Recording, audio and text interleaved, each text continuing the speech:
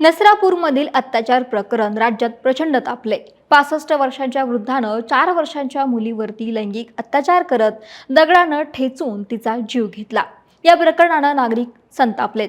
अशात या अत्याचार प्रकरणामध्ये पोलिसांच्या तपासातून अनेक धक्कादायक गोष्टी समोर आल्यात।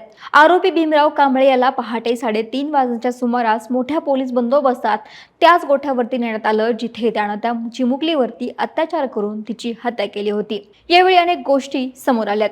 व्हिडिओतून पाहूयात एकंदरीत प्रकरण काय। नमस्कार, मी अक्षता आणि तुम्ही पाहताय सकाळ। नसरापूरमधील अत्याचार प्रकरणी आरोपी भीमराव कांबळे पोलिसांच्या ताब्यात आहे। त्याला कठोर शिक्षा देण्याचं आवाहन पोलीस प्रशासनाकडून आणि सरकारकडून देण्यात आले। या प्रकरणाचा तपास पोलीस करत आहेत। अशा त्याला पुणे पोलिसांनी चौकशीसाठी आज पहाटे 3:30 वाजता घटनास्थळी आणलं।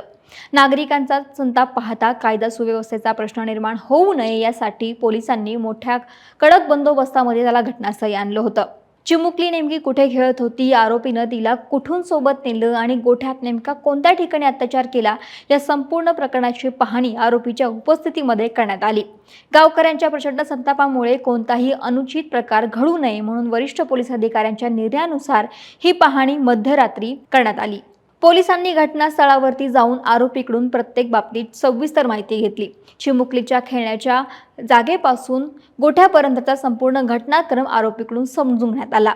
या प्रकारे रात्रीच्या वेळी पाहणी करण्यामागे सुरक्षा आणि तपासाच्या दृष्टीनं योग्य ते व्यवस्थापन करण्याचा पोलिसांचा प्रयत्न होता। आरोपी भीमराव कांबळेची चौकशी केली असता मिळालेल्या माहितीनुसार त्याने गायीच्या गोठ्यात अत्याचार केला। त्याच गोठ्यात तो 4 ते 6 दिवसांपासून राहत होता। तो कुटुंबापासून जवळपास 15 वर्षांपासून वेगळा राहत होता आणि उदरनिर्वाहासाठी मजुरीचं जे काही काम मिळेल तो ते करायचा। अशा त्याला जवळच विटा उचलण्याचं काम मिळालं होतं। त्याने आपले काही कपडे आणि इतर साहित्य त्या गोठ्यामध्ये ठेवलेले होतं। तो तिथेच राहत होता। त्याच वेळी ती चिमुकली त्या परिसरामध्ये खेळायची। आरोपीची त्या चिमुकलीवरती आधीपासूनच नजर होती। विटा उचलण्याचं काम संपल्यानंतर त्याच दिवशी त्यानं चिमुकलीला गोठ्यात नेलं। गायीचं नव्यानं जन्मलेलं वासरू दाखवण्याचा बहाणा करत त्यानं तिला गोठ्यात नेलं। गोठ्यात घेऊन जाण्यापूर्वी त्यानं तिला गाठी शेव खायला दिली। त्यानंतर गोठ्यात नेऊन या चिमुकलीवरती अत्याचार केले। पोलिसांच्या चौकशीत भीमराव कांबळे यानं मी त्या दिवशी दारूच्या नशेत होतो असं सांगितलं। मात्र हे विधान स्वतःचा बचाव करण्यासाठी केलं जात असल्याचा संशय किंवा अंदाज पोलिसांचा आहे। पोलिसांच्या माहितीनुसार पोस्टमॉर्टम रिपोर्टमधून असं समोर आलेलं आहे की आरोपी भीमराव कांबळे यानं हल्ल्यादरम्यान पीडितेच्या तोंडामध्ये मोजा किंवा कापड कोंबून तिचा गळा दाबला होता। मुलीच्या छातीवरती जखमांच्या खुणाही आढळल्या असून त्यावरून तिच्यावरती गंभीर शारीरिक अत्याचार झाल्याचं दिसून येतं। चिमुकली बेपत्ता झाल्याचं समजताच ग्रामस्थ आणि नातेवाईकांनी तिचा शोध सुरू केला। त्यावेळी शोध कामामध्ये भीमराव कांबळे हा स्वतः ग्रामस्थांसोबत सहभागी झाला होता। तो गावात त्या लोकांसोबत तिचा शोध घेत होता।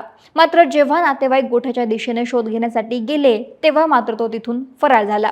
ही बाबही तपासामध्ये उघडकीस आली आहे। आता नसरापूर परिसरात ही घटना घडल्यानंतर संपूर्ण गावात संतापाचं वातावरण आहे। पोलिसांनी आरोपीला ताब्यात घेऊन सखोल तपास सुरू केला असून लवकरात लवकर या प्रकरणाचा निकाल लागण्यासाठी प्रयत्न चालल्याचं पोलिसांकडून सांगण्यात येते। मजूर म्हणून काम करणारे या आरोपीची गुन्हेगारी पार्श्वभूमी देखील राहिली। पोलिसांनी दिलेल्या माहितीनुसार त्याच्यावरती 1998 आणि 2015 मध्ये विनयभंगाचे गुन्हे दाखल आहेत आणि नंतर 2 प्रकरणांमध्ये त्याची निर्दोष सुटका देखील झाली होती। त्यामुळे आता या प्रकरणामध्ये पोलीस प्रशासन काय कारवाई करते हे पाहावं लागेल। महाराष्ट्रातील सर्व बातम्यांचे विश्वासार्ह व्यासपीठ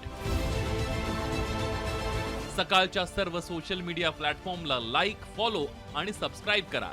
तसंच सर्व नोटिफिकेशनसाठी बेल आयकॉन प्रेस करायला विसरू नका।